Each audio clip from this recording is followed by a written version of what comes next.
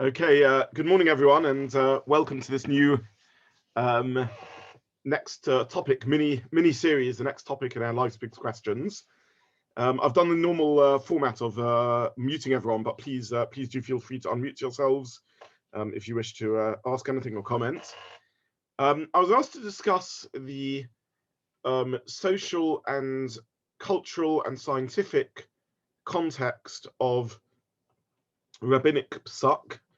The influence of historic circumstances and scientific knowledge on the development of halacha, and to what degree Chazal and indeed the Rishonim's knowledge of science and our differing view about these matters can influence psak and what we make of it in general, how we relate to Gemara and halacha, given these influences.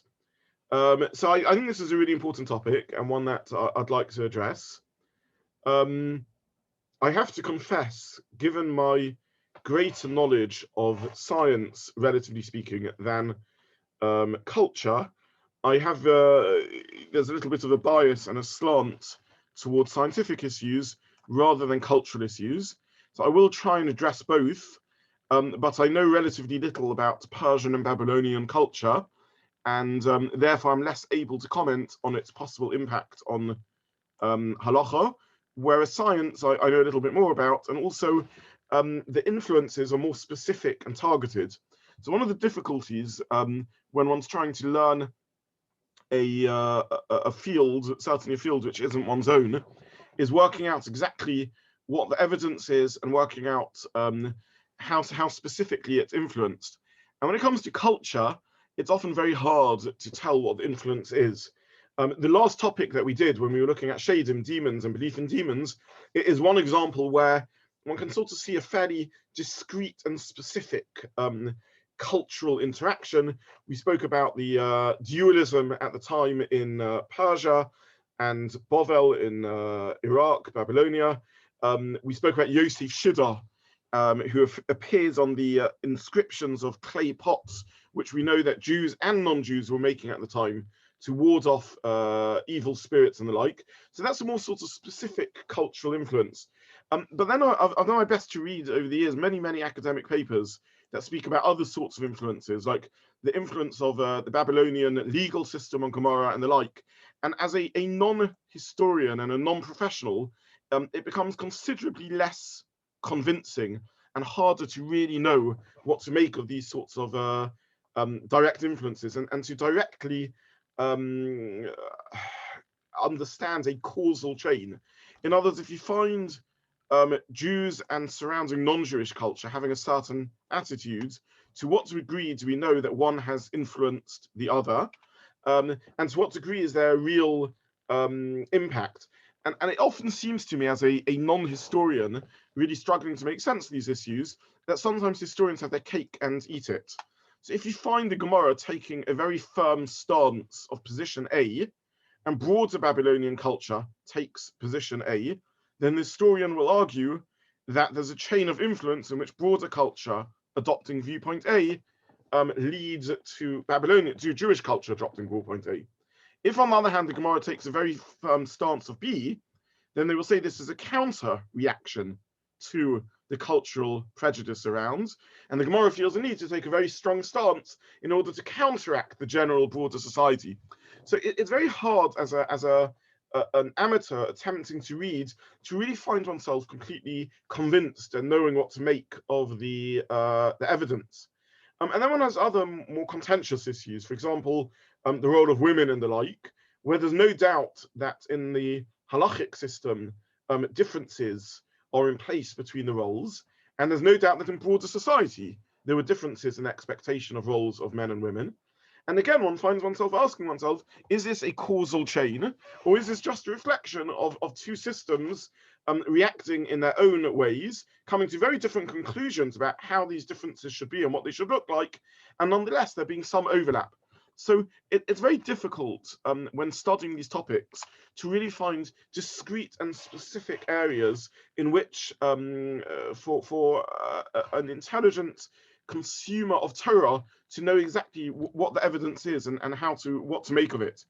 So as a result, I'm sticking here to slightly more specific sources and sources on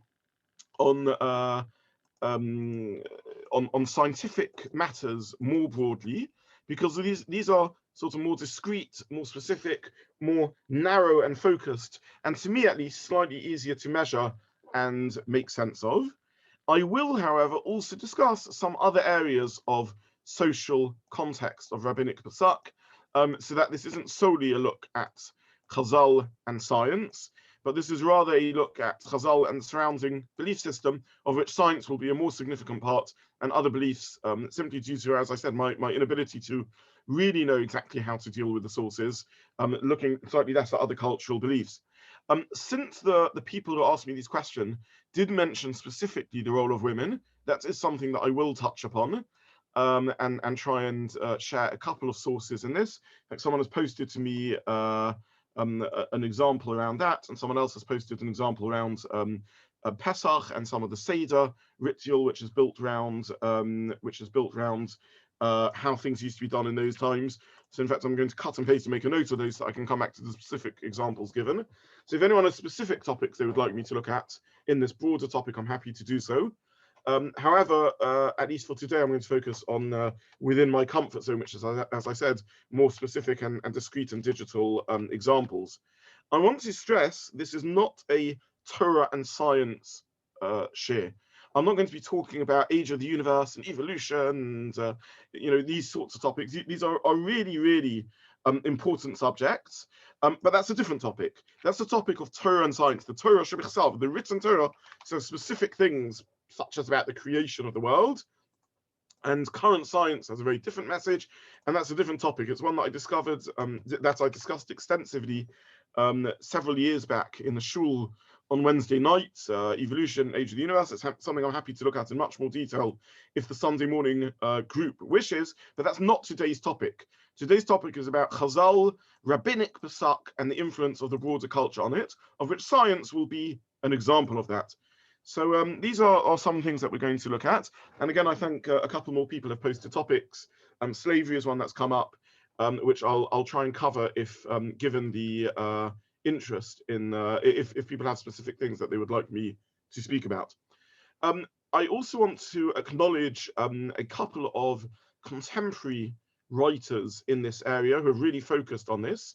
One figure or one area of debate is a very famous controversy that took place and continues to take place between Rav Moshe Meiselman, who is the Rosh Hashiva of Yeshivas Toras Moshe in Yerushalayim, and Rabbi Slifkin, who started his career as the zoo rabbi, and then, due to his work and research, ended up becoming the focal point of controversy around many issues, including the issues that I said I'm not going to discuss, such as age of the universe and evolution and the like. That's a different subject. But he became a general focus point around the issues of science and Torah, and amongst the things that he really has discussed at length are Chazal's knowledge of science. I have to tell you also, before going any further, that this is a vast topic, and the truth is one could spend months on the subject. I was still privileged to be learning in Israel at the time that the controversy broke out, and I spent probably 6 months afternoon Seder. I was learning in Kollel at the time, and I really took off afternoon Seder for I think about 6 months to try and go through every single sugya that I could find on Chazal's knowledge of the world and science and this topic of cultural influence on it, because it was something that I felt was profoundly important. And it became apparent to me that there isn't really one topic called Chazal in science or Torah in science. There's literally tens of them, if not in the hundreds, with a vast array of literature around the subject. And very often there's not one thread that runs through all the topics. Each topic really needs to be considered in its own right and really researched with care to understand where Chazal were coming from and to what degree they were reflecting the cultural or scientific or philosophical basis of their era, and to what degree this was their own independent thought. And there's really not one topic called Chazal and their contemporary society. It's really a vast array of topics. So any discussion around this is by definition somewhat of a simplification. And I would say, if you don't do your own reading on the subject, if this is something that interests you, you do your own reading, like so many of these topics, really you have to treat them with care. You have to go thoroughly through the Talmudic sources that are being quoted to see if they're being quoted accurately, and you have to go thoroughly through the cultural or scientific or philosophical sources to see if they're being quoted accurately. There's a lot of confusion around these subjects, and a lot of sort of pop learning or pop Torah learning or pop scientific and philosophical learning. Another difficulty is that this distinction I drew between sort of culture, philosophy, and science is not one that would really have been recognized in the past. It's very much a modern phenomena to draw these discrete examples, and we sort of consider philosophy to be the realm of thought and speculation and reason, whereas science is very much about an empirical-based, research-based, evidence-based, and culture we just understand as sort of a minhag and how society happens to operate.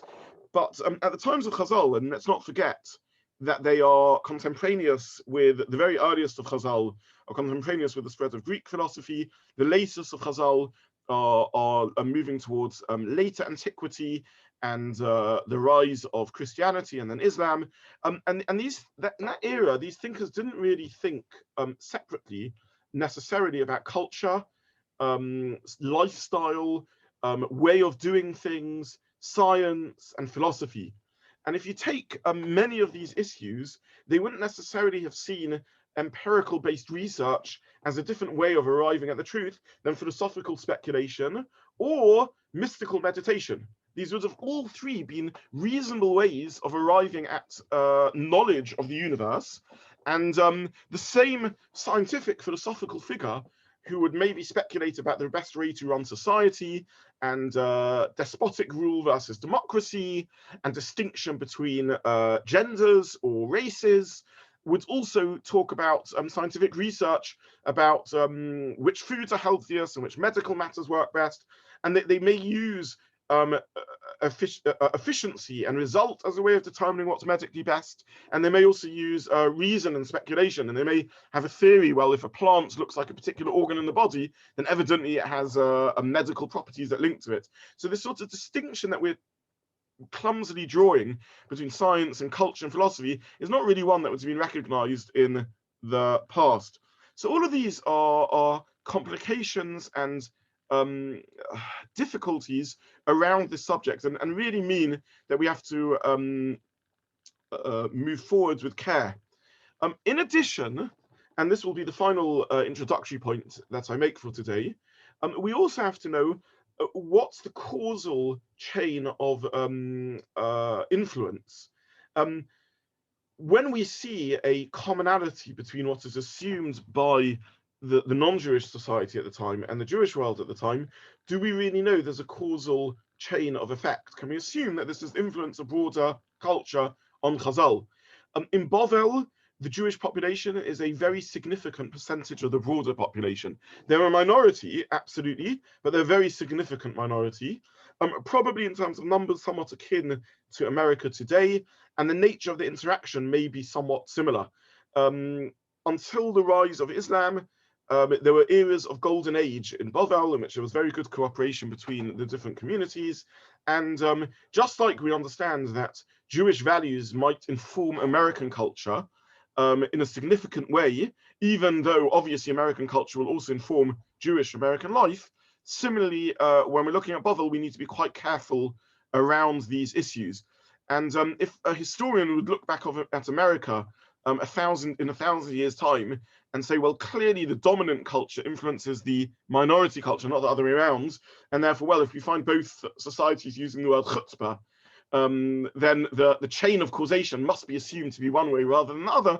Clearly, that would be a mistake. So we have to be a little careful about a chain of causation, there's of course three possibilities technically. It's possible that Babylonian culture, for example, influences Jewish culture. It's possible Jewish culture influences Babylonian culture, and it's possible that they both arrive at the same sorts of conclusions independently, perhaps because of a more general zeitgeist and intellectual atmosphere of the time, rather than any specific influence. So we have to be careful around a lot of these points.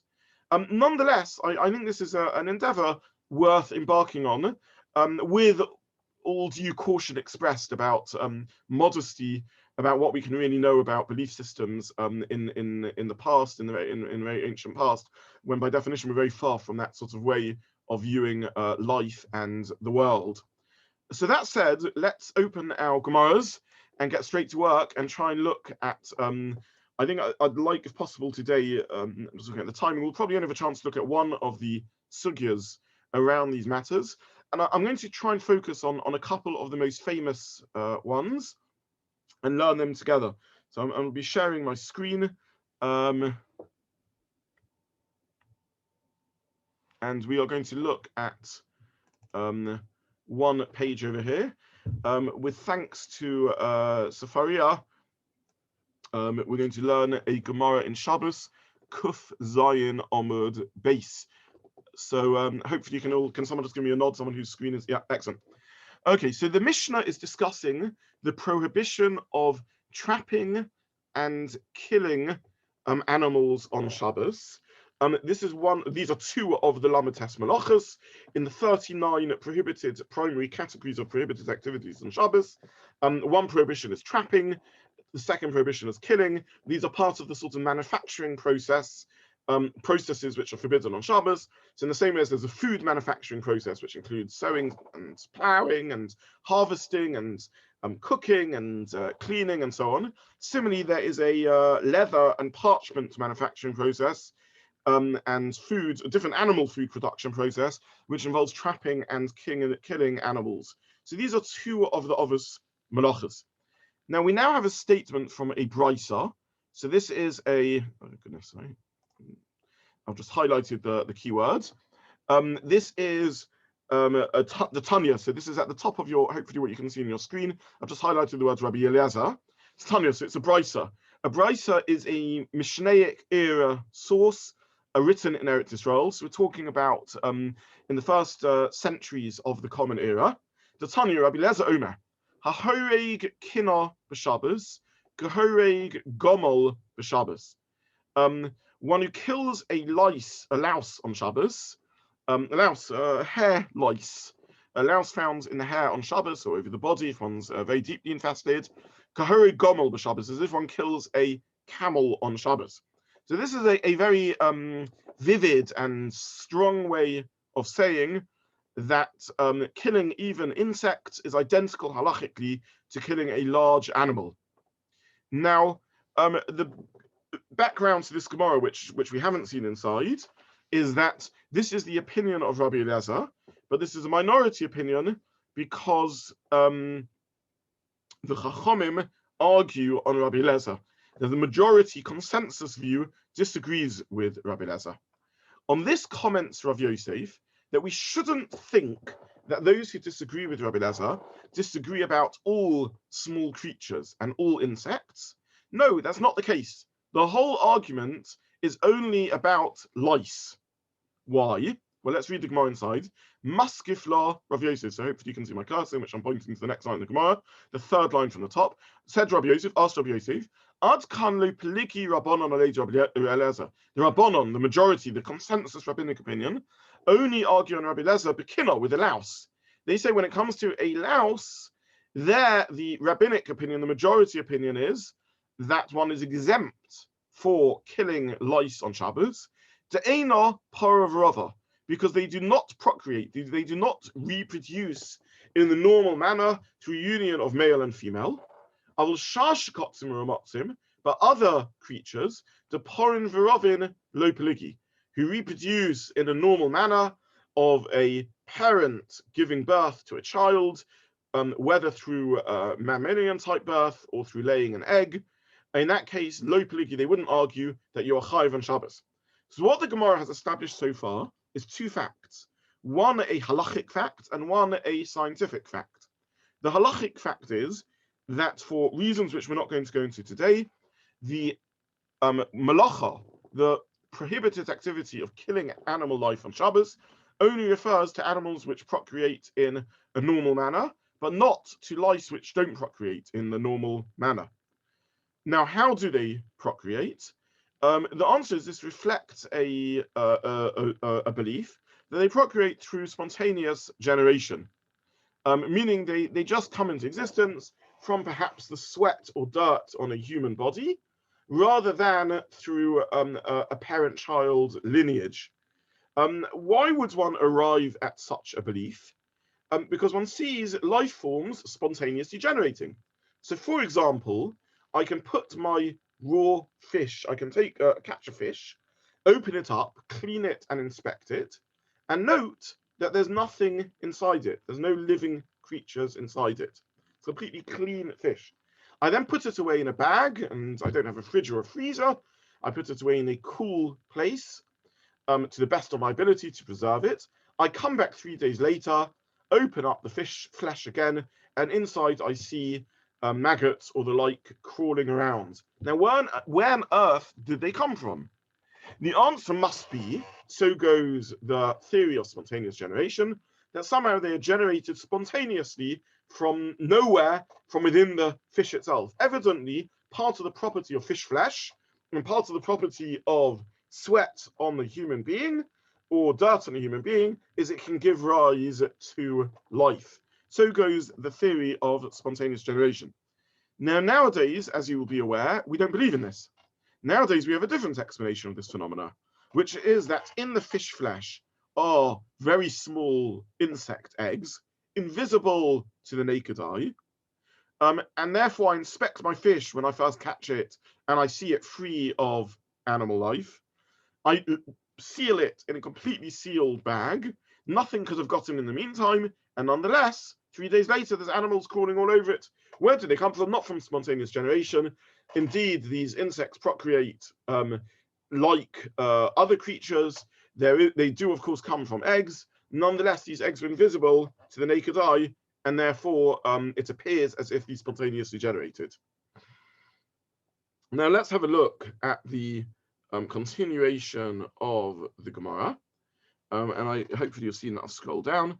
The Gemara challenges this view that lice are not porin verovin, that lice don't reproduce in a normal manner. Omalei abaya. So hopefully you can see I've pointed to the cursor over here. I've highlighted the words abaya. Omalei abaya. The kina ein porin verova. Is this true that a kina doesn't reproduce through normal reproductive methods? V'ha'omamar, surely the master said, Yoshev HaKadosh Baruch Hu v'zon mikane re'emim v'ad beit sekinim. HaKadosh Baruch Hu sustains everything from the horns of the re'em, the giant ox, v'ad beit sekinim, until the eggs of lice. So it's important that we understand the generational shift that is taking place over here. We talk about Chazal as if it's a monolithic body, but of course this isn't the case. We use the term Chazal to refer to those from the dawn of the Mishnaic era through to the conclusion of the Talmud. Now, the dawn of the Mishnaic era is sometime relatively early in the middle period of the Second Temple era. So plucking a number from the air, we're looking at something like 250 before the Common Era. Depending on how you date various figures, it might be 300, 350 before the Common Era, all the way to 150 through the Common Era, but figures begin being quoted then. All the way through to the sealing of the Talmud. The sealing of the Talmud was not a one-time event. It took place over a period of time. But if we take a reasonable way of defining the sealing of the Talmud, we can talk about 550, 600 in the Common Era. One could even extend that perhaps to 700 in the Common Era, and another measure you could go to 500 in the Common Era. But if we take 500, 550 as a sort of ballpark figure, we're looking at a period of about 700 years. So this is a very significant length of time, and one needs therefore to be careful about how one assesses sources. What we have over here is a Mishnah quoting Rabbi Lezer, who says you are chayiv, you cannot kill a louse on Shabbos, and the Chachamim, the major rabbinic body of opinion, disagree with him. We're looking at perhaps 100 in the Common Era. We now fast forward to a conversation between Rav Yosef and Rabbah about the opinion that allows the killing of lice on Shabbos, built on the theory of spontaneous generation, in which Rav Yosef says this is the reason why they would allow it, because of spontaneous generation.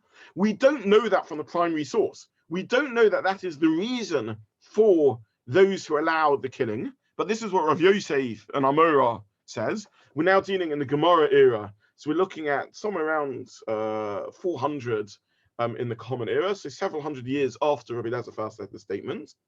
Then Rabbi Lezer, Abaya, quotes an earlier source who says that HaKadosh Baruch Hu sustains life from the Karnei Re'emim, from the horns of the giants Re'em, through to Beit Tekinim, to the eggs of the lice. Now, why would you use this language of the giant Re'em, the giant ram, or whatever it is, to the eggs of lice? The answer is we're trying to say Hashem sustains all life forms, from the most massive life forms to those which are most minuscule and tiny. However, in this quote we see that there are Beit Tekinim, that lice have eggs. So clearly lice do reproduce in the normal manner through eggs. Answers Rav Yosef, Minahu de Mikri Beit Tekinim. You've misunderstood it. There's a species of insects confusingly called Beit Tekinim. So don't think that this is referring to eggs which bring into life lice. This isn't the case. There's a species called Beit Tekinim, a species called the eggs of lice. So lice do not have eggs. There's something else, another insect which looks like eggs of lice or something like that. They're called Beit Tekinim, but these are not the way through which lice reproduce. So this is a very important halachic source, a very important Gemara, and one of the primary sources used in this discussion around the effect of contemporary belief, perhaps, on the halachic system.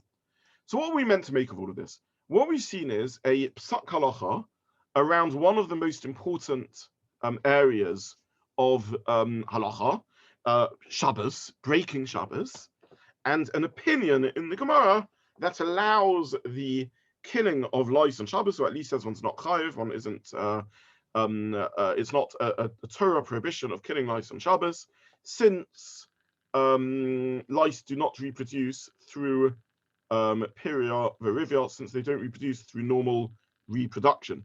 By the way, thankfully, we don't realize how important a psak this is nowadays, because lice is a not a phenomena that most adults would ever hope to struggle with in their lives, and even with children, as irritating as it is for parents, lice infestation is a relatively infrequent event, and we notice it very early. It's spotted not once a child is swarming and covered with lice, but when it's still just an irritating itch. And it's no problem if to wait till Motzei Shabbos to sort it out and get a fine-toothed comb and anti-lice shampoo and sort the issue out. In the past, descriptions of lice infestation are horrible, in which people literally were covered in lice and swarming with lice, and being unable to pick and kill lice off one's body on Shabbos would be exceptionally difficult. And therefore, this Pesach is a very important one. To know that you are allowed to kill lice on Shabbos is of very significant halachic relevance. And this enters the halachic system, by the way. This is Paskins. We follow, as per the general rules of Pesach, the mainstream opinion, the opinion of the Rabbanon, the consensus opinion, the majority opinion against the minority opinion of Rabbi Lezer. And this is how it's brought in Shulchan Aruch in Siman Shin Tes Zayin, the Shulchan Aruch Paskins, that lice are allowed to be killed on Shabbos, and this view is accepted. The Mishnah Berurah, written by the Chofetz Chaim, who finished his work about 100 years ago, that sort of time period. So we're talking about really into modernity. Just brings us without any critique, any sort of analysis. He just says this is the reason why you're allowed to do so. The reason why the Shulchan Aruch says you're allowed to kill lice on Shabbos is because, as per the explanation in the Gemara, animals which procreate in the normal manner are forbidden to be killed, but lice are not considered a fully living form because they don't procreate in the normal manner, and therefore they can be killed. So basically, animals which procreate in the normal manner, that's the full life. Full life cannot be killed on Shabbos. Animals which don't procreate in the normal manner, such as lice, who spontaneously generate, since there's no continuity across the generations, they don't reproduce. Regular reproduction is a very important, to this day, by the way, in biology, reproduction is one of the definitions of life and an important element of life. Animals which don't reproduce, are not allowed to be killed on Shabbos. So what do we do with this issue? How do we handle this topic? So I want to present today, in the time available, a range of perspectives, or maybe even just explore one perspective, and discuss the pros and cons of this one type of answer. And then next week, I see we're not going to have time this week, look at other perspectives, and also another very, very classic sugya in which it would appear that Chazal are taking on or adopting the scientific belief of the time. Now, what does one do with all of this? Just in the maths of the situation, there's a number of stances one can take. One could take a viewpoint that this is indeed correct, and that Chazal believed in spontaneous generation, and this is something that we don't accept anymore in modernity. One could assume that this belief in spontaneous generation was their own belief, the belief they came to through their own scientific research and understanding. We could assume, on the other hand, that they're adopting this stance because this is the consensus in science at the time.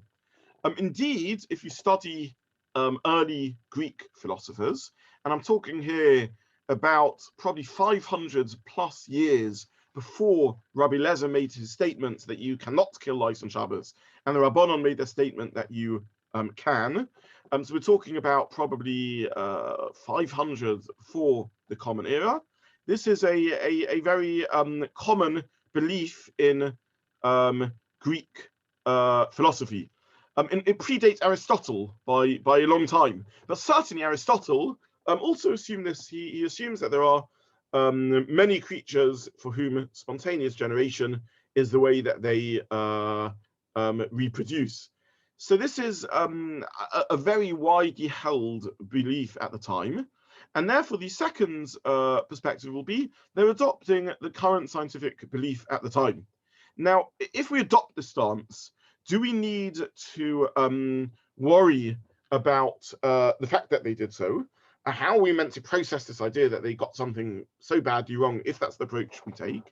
And the answer would be they didn't. They simply relied on the science of the time, which actually is the responsible thing to do if one wants to give a good psak based upon knowledge of how the world works. It would make sense to consult the best and most informed scientific opinion at the time and rely upon that. And they were simply misinformed.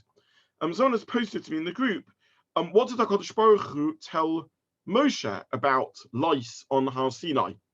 And I remind you of our discussion when we looked at the written Torah and Torah Sheba'al Peh, and the maximalist and minimalist position as to what was taught to Moshe on Har Sinai and what information was given around Torah Sheba'al Peh. Now, if we take a maximalist position that Moshe was taught every single detail of all halachic principles and specific halachic examples that could ever arise, then indeed Moshe was presumably told something about lice on Har Sinai, which we don't know. It was not handed on as part of the Masorah, evidently, because in the end, machlokas developed around this issue. Indeed, if you take the maximalist position, what was Moshe told about electricity? What was he told about cloning and newly developed reproductive techniques? And the answer is, if you take the maximalist position, maybe he was told something, but we have no idea what it was. If you take the minimalist position, I'm just using these two extremes just to keep things simple, Moshe has taught the halachic principles, but the application of these principles is left to human research and Chazal's understanding. Indeed, nowhere in the Torah does it list the 39 melachos themselves. So even the sort of broadest halachic principles of Shabbos is part of Torah Sheba'al Peh, is not explicit in the Torah, but is derived from the Gemara, from various methods which, if one learns Masechah Shabbos, become clear. And therefore, there is even some debate about the exact categorization of the melachos of Shabbos. But Kal v'chomer, how much more so when it comes to the application of these principles? We're told that we're not allowed to end life on Shabbos. That's one of the melachos. But how do you define life? Well, it would appear that was left to the application of the principles by Chazal, and therefore, if you believe in spontaneous generation, you will need to apply reasoning to work out whether spontaneous life forms which arise from spontaneous generation are significant enough life to qualify as life. And again, there's modern comparable debates around these things. And at the moment now, we're all talking about viruses, obviously. Bacteria are generally assumed to be alive. Are viruses alive or not? Are they a living creature of sorts? Are they alive? Or are they merely a little bit of programming? In the sense, in science, these things come down to semantic discussions. They're not really, science isn't existential in terms of the intrinsic reality of creation. But when it comes to halacha, these remain hot subjects of debate. And indeed, when life starts, which informs the abortion debate, when life ends, which informs how we define the end of life around topics, for example, cessation of treatments at the end of life and organ donation, these are all matters which are, to this day, remain, in a sense, philosophical about exactly how one defines terms. Should one panic about the fact that Chazal weren't informed in this minimalist position about the exact details of Hilchos Shabbos? Again, I refer you to our previous discussion around Torah Sheba'al Peh, in which, quite the contrary, we see this as the beauty of Torah Sheba'al Peh, that it is a conversation, an ongoing conversation between us and Sinai, in which we are attempting to hear the words of Sinai and do our best to understand them. And it's how we hear Torah, which is what is heard from Torah, as long as it's done so honestly and competently to the best of our abilities, without bias and so on. And then this is Torah. And we spoke about this idea of different perspectives having truth to them, and how Torah is heard by us is itself an act of creation of Torah. Lo b'shamayim hi, it's not in the heavens, but it's been given to human reason to determine what Torah is. And this has a truth to it, because always the finite, us human beings, struggle to understand the infinite. So this is something we discussed extensively in that series. And therefore, for the point of view of our discussion, we're simply going to assume that this is Chazal trying to take a clear halachic principle, which is you can't kill life on Shabbos, and apply it to different circumstances. And therefore, it is reasonable to suppose that if you believe in spontaneous generation, then indeed spontaneous generation needs to be paskened, how one deals with it. So what are the stances one can take? So just the maths of the topic is, one can either assume that Chazal relied on science of the time, and indeed the science is now understood to be incorrect, or one can assume that Chazal had insight into the workings of the physical world and were correct in their assumption that at least some creatures spontaneously generate, and the fact that we see things differently nowadays needs to be resolved. So this would be mathematically the two options: either the scientific fact is right or the scientific fact is wrong. Alternatively, a third possibility is that we've conceptually misunderstood the Gemara, and the Gemara is not making a scientific fact statement, but is making a halachic statement. And there's halachic truth in what Chazal is saying, rather than it being meant to be understood as a scientific fact. So what would that look like? Well, just very superficially, we'll look at this in more detail in future weeks. But one way of understanding the statement would be to say that, of course, lice reproduce in a procreative manner. Of course, there's no such thing as spontaneous generation. But we are aware that, in general, halacha does not consider of halachic significance that which is invisible to the naked eye. We don't have a problem drinking water or breathing in air, even though we are aware that there are little life forms in the water or in the air, because these are invisible to the naked eye. And therefore, from a halachic point of view, these are not halachically prohibited. If we adopt this stance, and therefore were there to be very tiny insects on our lettuce leaves that are indeed invisible to the naked eye, beyond the parameters that we are obligated to check, for example, there wouldn't be a problem in halacha about consuming these. And therefore it's possible that there's a middle stance over here, in which Chazal are merely saying, since these are invisible to the naked eye, therefore from a halachic point of view, these spontaneous generate. There is not a visible reproductive link between the parent lice, louse, and the child louse. And therefore, from a halachic point of view, these spontaneously generate. There isn't a stage in between in which there is visible continuity. And halacha determines the status of life by visible continuity. So these are the stances that one could adopt.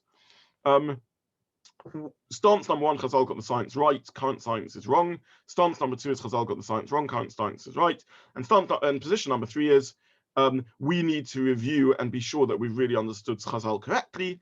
In this instance, maybe they meant a different halachic concept, and in other instances, maybe they meant some midrashic thought they would bring out, some moral lesson, some spiritual lesson. Maybe they're talking about the spiritual dimension of existence rather than the physical dimension of existence. These are the sort of ideas that would need to be explored and understood to really delve into this topic. So I think we're drawing to a conclusion. We've only got about a minute left. So I'll stop here, and if there are any questions about this, I'm happy to take them.